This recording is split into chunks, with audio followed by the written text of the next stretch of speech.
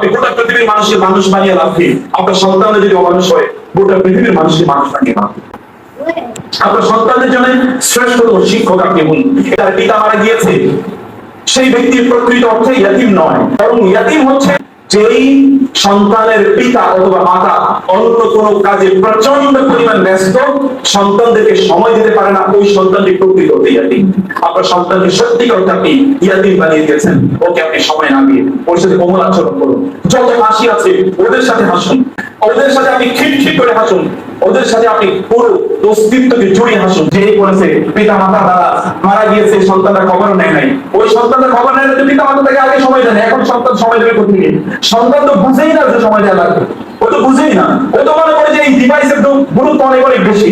আপনার সন্তান এর হাত থেকে ডিভাইস পড়ে দিলে আপনি যতটা রাগান্বিত হন, এটা ফেলে গিয়েছে, যতটা রাগান্বিত হন, ততটাকে রাগান্বিত হন তার মূল্যবোধের জন্য।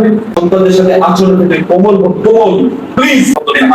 আমি এখানে অনেক পুরুষদের ঘটনা জানি, তারা বাইরে যখন কথা বলেন প্রচন্ড মিষ্টি মুখ, মুখ থেকে হাসি এক মুহূর্তের জন্য ঝরে না, আর যখন বাসায় যায় তখন ফেরোদের ক্যারেক্টার নিয়েছেন। কেন দরজা বলতে 3 মিনিট দেরি হলো, 1 মিনিট দেরি হলো, মনে হচ্ছে না লাঠি নিয়ে এখনই পিটানো শুরু। এবং এই জন্য আমি আপনাদেরকে বলি যে আপনারা যদি আপনাদের স্বামী অথবা স্ত্রীর সাথে যদি 10 মিনিট কথা কন্টিনিউ না করতে পারেন, তাহলে বুঝতে পারবেন যে ম্যারেজ ইজ ফলিং, আপনাদের বিবাহটা অলরেডি মানে পতনের মুখে আছে। যদি 10 মিনিট কথা না বলতে পারেন, 10 মিনিট তাদের সাথে কথা বলুন, গল্প করুন, হাসতে থাকুন। আপনার সন্তানরা দেখুক আপনাদের মধ্যে কি রিলেশন আছে, ওরা জানুক রিলেশন মর্যাদা, ওরা শিখুক সম্পর্কের মর্যাদা থেকে, ওরা শিখুক সময় দিন। কারণ আপনার সকল লম্ব ছম্প যত দৌড়াদৌড়ি আছে, সব দৌড়াদৌড়ি আপনি আপনার সন্তানদের জন্য করেন, তখন আমি অবাক হই। আমার তখন চিৎকার করে বলতে মনে চাই এটা মিথ্যা। এটা আপনি আপনার নিজের জন্য করছেন, ওদের জন্য করছেন না। ওদের জন্য কোনো where is your time for them?